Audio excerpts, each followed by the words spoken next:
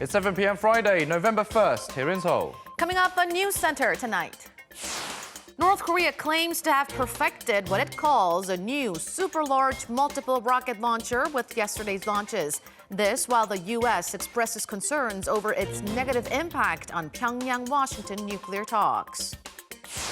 South Korea's National Assembly Speaker Moon Hee-sang embarks on a trip to Japan this Sunday in efforts to mend strained Seoul-Tokyo ties. But the president of Japan's House of Councillors refuses to hold talks with Moon. South Korea's consumer inflation rate saw a slight increase but remained at zero flat in October on year. We have the numbers. And we take you to some of Korea's most beautiful scenic destinations as the autumn foliage reaches its peak. Our reporter gives us a sneak peek from the scene. NewsCenter begins now.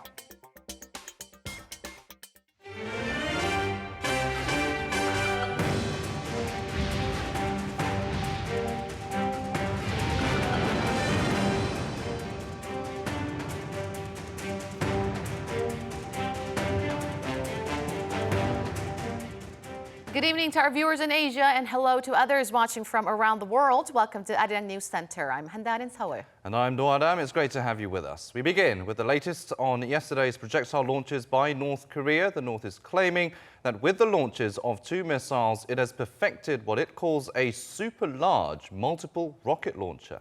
Military sources in the South say the North once again boasted its confidence in their weapon by launching the missiles over land. Our Kim Ji-yeon starts us off. North Korea has announced it successfully tested a super-large multiple rocket launcher, adding to its list of new short-range weapons consisting of an upgraded version of an existing artillery system and large-caliber launcher. Pyongyang's Korean Central News Agency reported on Friday that the firing served as an opportunity to verify the perfection of its firing system. According to South Korea's Joint Chiefs of Staff, the projectiles fired on Thursday afternoon flew across land, signaling the regime's confidence that the test will be successful, according to experts. The two projectiles were fired consecutively within 3 minutes apart, less than the previous 19 minutes, meaning it's going to be harder to intercept them with current anti-missile systems. The weapon's biggest advantage is it can target a wider area with a series of launches within a short period of time. North Korea is sending the message that it can not only fire ballistic missiles but also target anywhere in South Korea. North Korean leader Kim Jong-un was not present at the recent test firing but was reported to be satisfied with it. The experts saw the latest launch as being conducted according to North Korea's weapons development timetable, and Kim's absence is a measure to save face in case the test ends up in failure. This is the third time this year the North test-fired a super-large multiple rocket launcher. A South Korean military source said the recent test fire, comprised of 4 launch tubes, is the largest unveiled to date and is the same type that was fired by the North in September, in which one of them is believed to have missed its target. Meanwhile, the U.S. is said to be closely working with its allies South Korea and Japan for more information while closely monitoring the situation. Kim Ji-yeon, Arirang News. As the second North Korea-U.S. summit in Hanoi broke down and ended without a deal, inter-Korean relations also hit a snag, with North Korea refusing to communicate with South Korea face-to-face. But quite ironically, the hostility from the North is widely seen as a way of pressuring Seoul to try harder to resume stalled inter-Korean cooperation. Our Oh Jung-hee at the Unification Ministry for us tonight. While cold shouldering against Seoul continues from north of the border, experts say such actions from Pyongyang are only an expression of frustration, and what the regime wants is an improvement in inter-Korean relations, not a suspension. Since denuclearization talks between North Korea and the U.S. hit a snag after the Hanoi summit early this year in February, in a brief Kim-Trump rendezvous at the inter-Korean border village of Panmunjom, Pyongyang has deliberately left Seoul out of the nuclear negotiation table. The North then slammed South Korea for going ahead with joint military exercises with the U.S., further citing the drill as the reason to reject Seoul's provision of 50,000 tons of rice and humanitarian aid. While anticipation was high that the two Koreas may be able to loosen up through sports exchanges, that too failed following North Korea's decision to ban the entry of Seoul's cheering squad and broadcasters to the Inter-Korean World Cup qualifier match held in Pyongyang last month. And just last week, North Korea touched upon a key inter-Korean joint project, South Korean tours to the North Mount Kumgang. The regime notified Seoul to come and tear down South Korean facilities at the tourist resort. Seoul proposed holding face-to-face working-level talks to discuss the matter, but Pyongyang refused to the idea and insisted on written exchanges.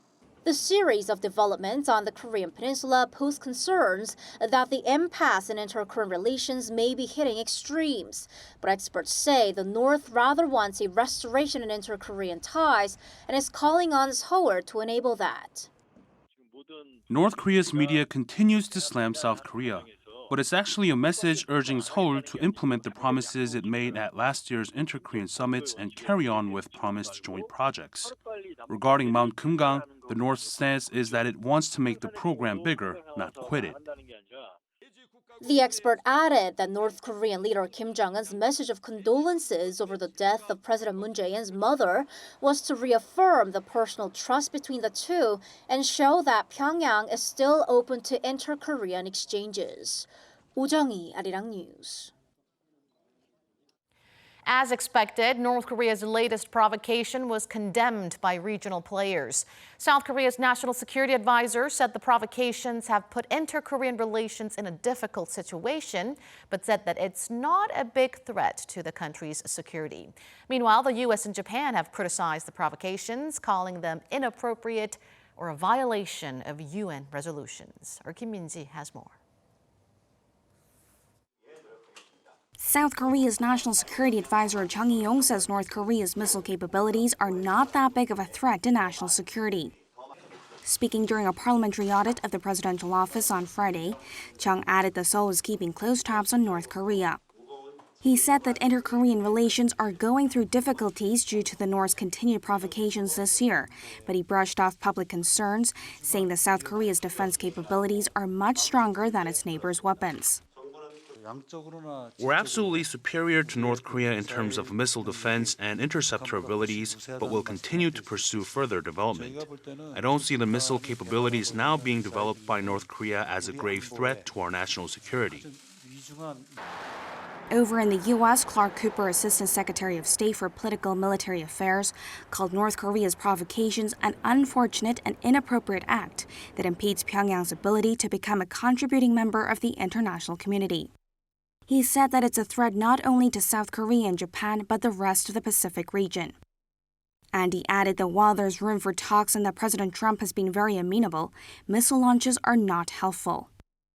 As for Japan, it said the projectiles were short-range ballistic missiles and that their launch was a violation of UN Security Council resolutions. Chief Cabinet Secretary Yoshihide Suga said the launch was regrettable and that it's a threat to peace and safety in the region. Suga also said that Tokyo is determined to closely cooperate with the U.S., South Korea, and other allies to protect people's lives and assets. Kim Min-ji, Arirang News. As part of efforts to mend the strained ties between Seoul and Tokyo, lawmakers from both countries met for an annual event in Japan to seek a breakthrough. But it seems the two sides were not able to narrow their differences. Our National Assembly correspondent Kim Mo-kyun has this report. Japanese lawmakers urged South Korea to find a solution to the historical dispute over the compensation of victims of forced labor during Japan's colonial rule of Korea, reaffirming its stance that the 1965 treaty normalizing bilateral relations between Seoul and Tokyo settled all compensation issues. At the 42nd annual session of the South Korean and Japanese Parliamentarians Union on Friday, Fukushiro Nukaga, the chief of the Japanese side of the union, said that the reason behind the current Seoul-Tokyo crisis is the South Korean Supreme Court's ruling that ordered Japanese firms to compensate Korean plaintiffs in 2018. Japanese lawmakers also claimed that the compensation issue should be resolved first in order to solve other issues, such as the Military Information Sharing Pact and Japan's trade restrictions with Korea. His South Korean counterpart Kang Chang-il of the ruling Democratic Party said that the compensation of wartime victims should be solved through continuous dialogue and that it should be treated with sensitivity. He added that Japan's latest trade curbs go against international free trade rules and that the two sides should put themselves in each other's shoes to narrow their differences. Meanwhile, South Korea's National Assembly Speaker Moon Hee-sang, who will embark on a 4-day trip to Japan from Sunday, is not likely to hold a one-on-one with his Japanese counterpart during his stay. The president of Japan's House of Councilors, Akiko Santo, refused to meet with Moon on the sidelines of a meeting of parliamentary speakers of the G20 countries on Monday. Local sources say Santo made the decision as she demanded an official apology and a withdrawal of Moon's remarks in February after the South Korean speaker called for the Japanese emperor to apologize to the so-called comfort women to solve the historical dispute. She claimed that Moon's previous letter of apology sent in June was not enough and that she requested another apology.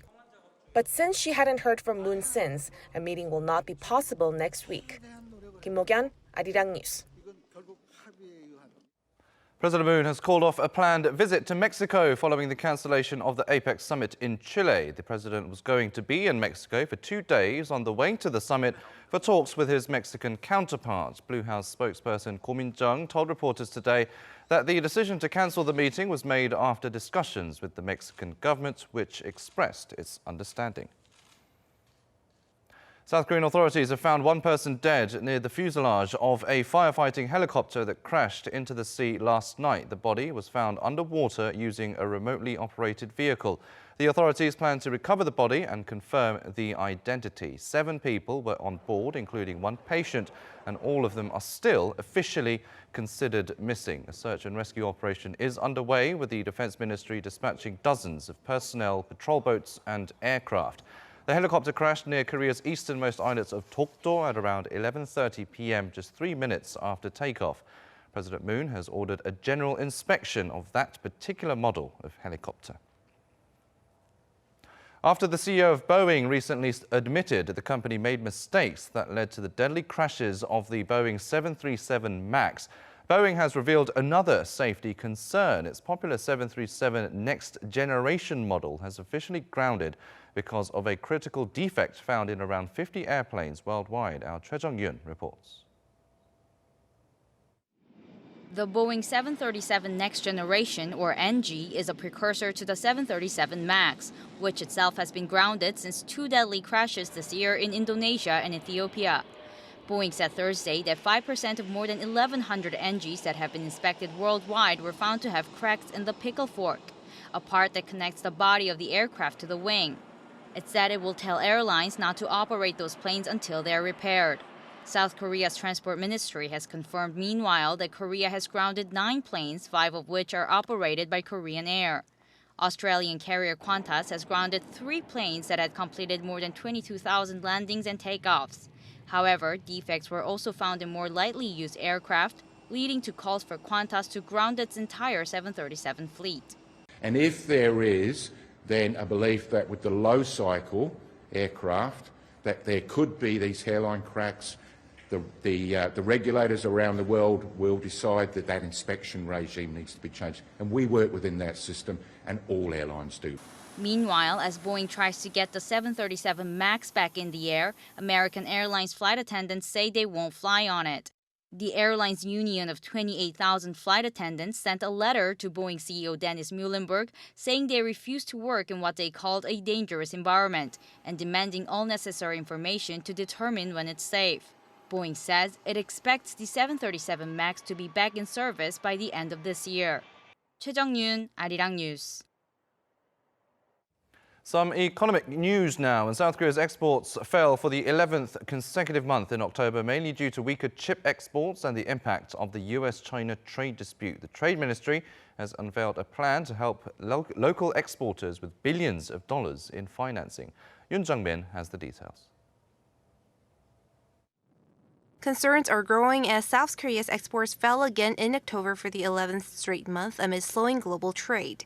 Data released by the Trade Ministry showed on Friday that the country's outbound shipments slumped nearly 15% on-year to some $46 billion in October. That's the biggest on-year decline this year. Semiconductor shipments have fallen 32%, while petroleum goods were down 23%. However, exports of ships went up 26%. Computer and biohealth product shipments also increased nearly 8% in October. The ministry attributed the fall in exports to sluggish semiconductor demand and the impact of the ongoing trade spat between the U.S. and China. In fact, the ministry said falling exports are a concern for all major global economies due to rising uncertainties such as trade disputes or concerns over a possible no-deal Brexit. The ministry, however, said Japan's recent export restrictions on South Korea have so far had a limited impact on Seoul. Imports also dropped around 15% on-year in October to some $41 billion. With imports and exports both declining, the country posted a trade surplus of some $5.4 billion. Aside from the US-China dispute, Korea is heavily affected by semiconductors, which is why exports have been falling for 11 months. Now the demand for chips is at its lowest, but watchers say the demand is expected to rise in the future. On the same day, the Ministry of Trade, Industry and Energy held a meeting with trade and industry groups to discuss export conditions. There, Minister Song In-mo unveiled a government plan to put more than $51 billion into trade finance in the fourth quarter to support local exporters. The ministry also promised to support overseas marketing and invest more than $257 billion in the future industries, including chips, biohealth, and future cars. The ministry expects the trade to turn around from this month and begin to really pick up next quarter. Yoon Jung-min, Arirang News. South Korea's consumer inflation had, for the first time earlier this year, turned negative, leading to fears of deflation. But for October, it was back up, but to zero flat. Officials say they don't expect it to go back into minus territory in the near future. Hong Yu has the details. Statistics Korea says the consumer inflation rate saw a slight increase, but it remained at 0% compared to last year. The consumer price index for October has gone up by 0.2% compared to September to 105.46. And compared to the same month last year, it remains the same. In September, the nation's consumer price growth had dropped into the negative range for the first time on record at minus 0.4% compared to the same month last year. It was also the longest period that South Korea has seen a consumer inflation rate below 1% since the 10 months from February to November 2015.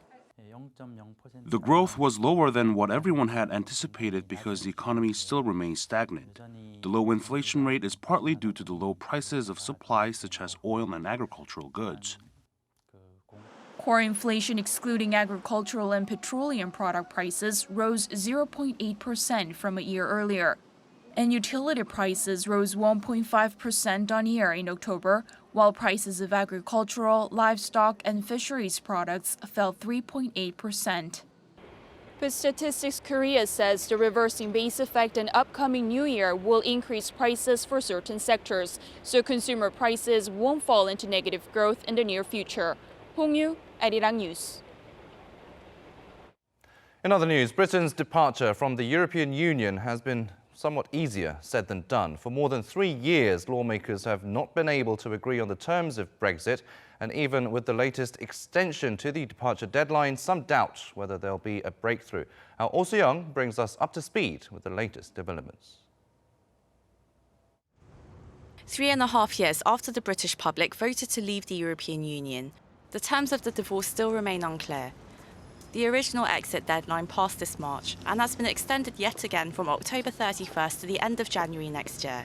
Just as the Brexit vote split the country down the middle, with 52% of voters choosing to leave, Parliament has been unable to agree on the terms of separation. Major sticking points include Britain's new ties with the regional economy and how to apply customs and manage the border between Northern Ireland in the UK and the Republic of Ireland. So far, lawmakers have turned down 4 attempts to pass deals the Conservative government has struck with the EU. 3 attempts by former leader Theresa May and the latest by Boris Johnson in October.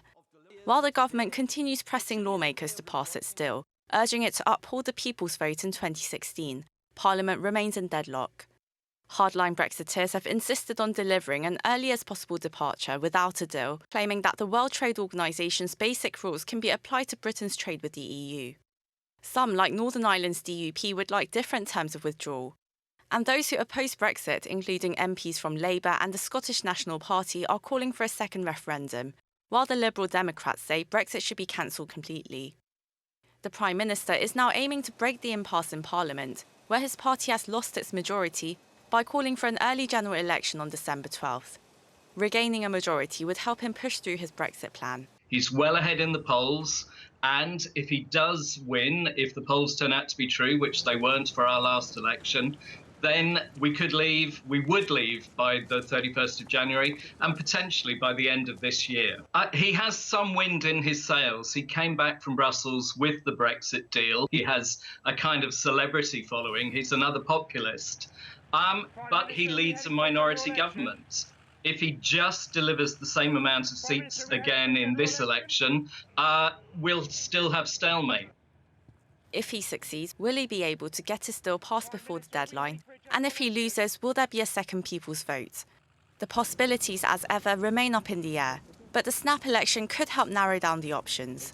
Oh Soo-young, Arirang News. The world's biggest chip maker, Samsung Electronics, has commemorated its 50th anniversary at its headquarters in Suwon, known as Samsung Digital City. Our Kim Hae-sung has this report. $90 billion in exports last year, number 6 in global brand value, number 1 in goods, including TVs and smartphones. Samsung Electronics, South Korea's tech giant, marked its 50th anniversary on Friday. At the ceremony held at Samsung Digital City, attended by hundreds of employees and the heads of company divisions, Vice Chairman Lee Jae-yong, the company's de facto leader, through a video message, thanked Samsung employees for their dedication and emphasized the company's commitment to build on its legacy and make it to 100. He added that Samsung will contribute to global society through innovative technologies, pointing to innovation, change, and social contribution as 3 key goals heading forward. Founded in 1969, the company started with just 36 employees producing black and white TVs, but has since grown into a global powerhouse. Innovation and challenge has been the driving force of Samsung Electronics, which entered the semiconductor business in 1983. Chairman Lee Gun-hee in 1993 famously told employees to change everything except for your wives and your children to improve its electronics products. Since then, Samsung Electronics started producing mobile phones. Its TVs, refrigerators, and semiconductors now top the global markets. As of 2019, Samsung's exports increased from $100 million in 1979 to $90 billion last year, accounting for around 15% of Korea's total exports. Sales hit $208 billion last year.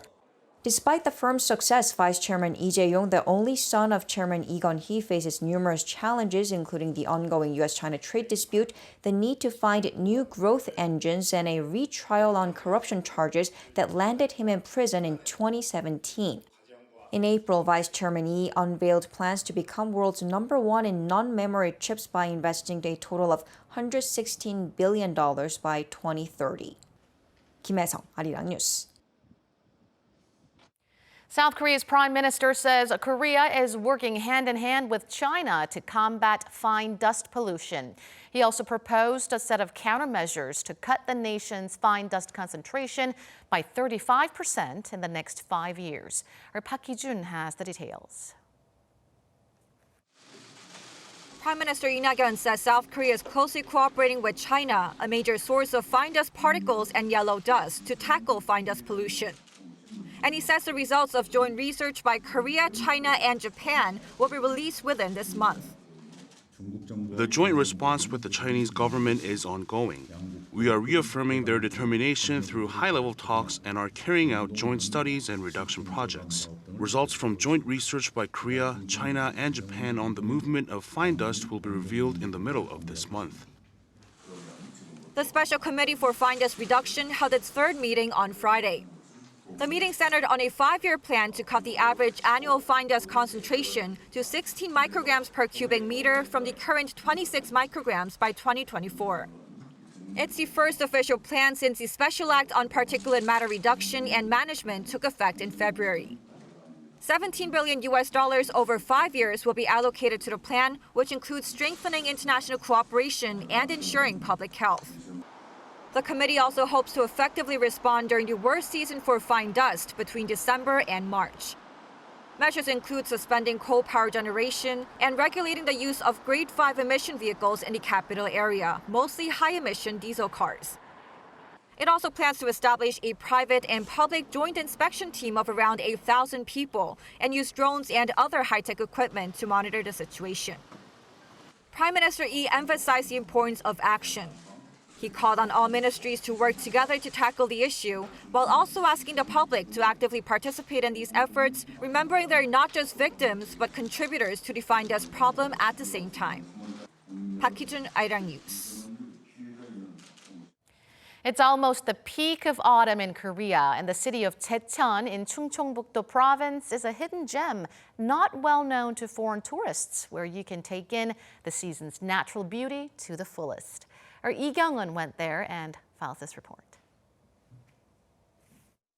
The city of Daecheon is known for the beautiful harmony between mountains and water, and the views here are even more spectacular in autumn, with the seasonal colors taking over the mountains.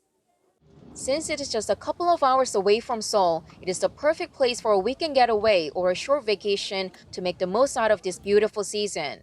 And Bibongsan Mountain is a good spot to start the tour of the city.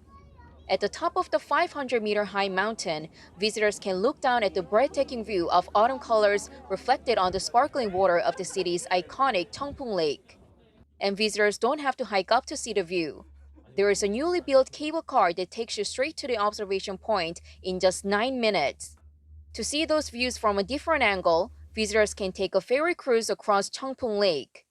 The ferry takes them to a series of the city's landmarks, including Oksumbong Peak, which is one of the 10 scenic views of Daecheon. With its huge stone wall in the middle of vast waters, it is the highlight of the ferry course. The ferry also passes Gudanbong Peak, one of 8 scenic views of Danyang City, as well as Oksum Bridge. For those who can't come here, there are other places in the country that offer similar experiences.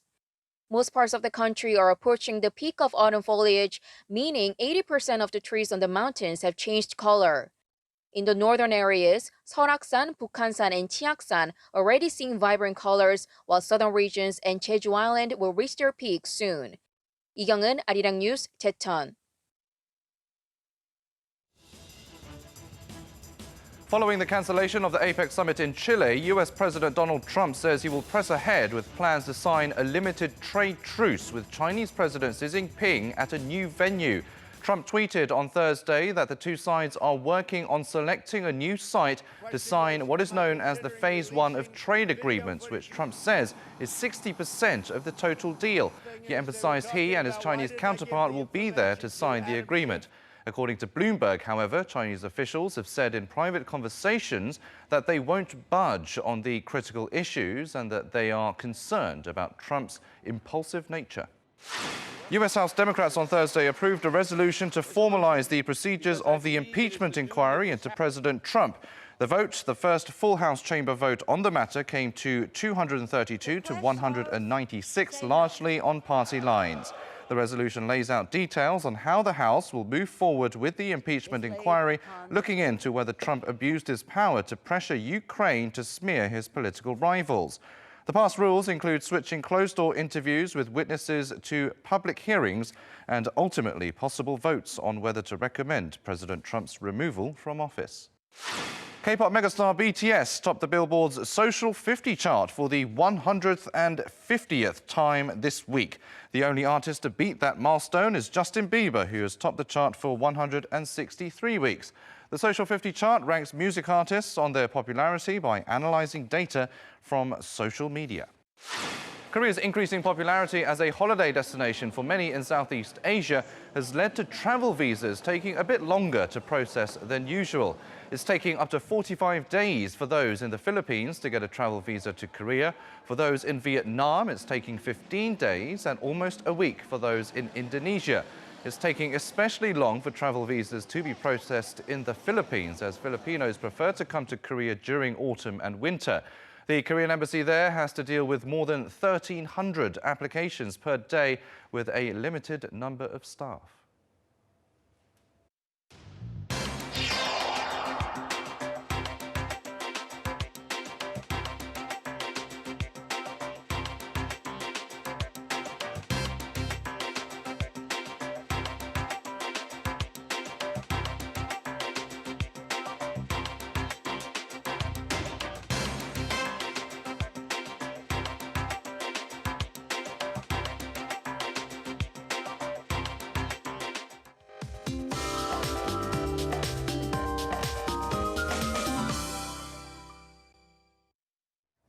The inflow of yellow dust and ultrafine dust from China has caused fine dust levels in the nation to rise today. Yes, but it seems like the pollution in the capital area was short-lived as the air quality has improved a lot now. To get more details, let's turn to our Natalie Suk, who is actually making her debut today. She is at the Weather Centre for us. Natalie. Yes, the air has cleared up in most central and northern areas thanks to the northerly winds. And other than Gwangju and Jeollabuk-do province, most regions will be dust-free by Saturday morning. We'll also have plenty of sunshine and warm daytime temperatures over the weekend. However, daily temperature gaps will be more than 10 degrees Celsius. Seoul wakes up to 9 degrees Celsius, while Daegu wakes up to 10 degrees, and Busan and Jeju are slightly warmer at 15 and 14 degrees respectively. Daytime highs will rise back up again to the high teens. Seoul will peak at 19 degrees Celsius, Daegu and Gyeongju at 21 degrees Celsius, and Busan and Jeju at 22 degrees. So it'll feel pleasant and mild during the day. Now this weekend we'll have a sunny start, but clouds will gradually build up. Sunday will be occasionally cloudy for most regions, while parts of Gangwon-do province and Gyeongsang-buk-do provinces will have rainy spells in the morning and afternoon. I'll leave you with the weather conditions around the world.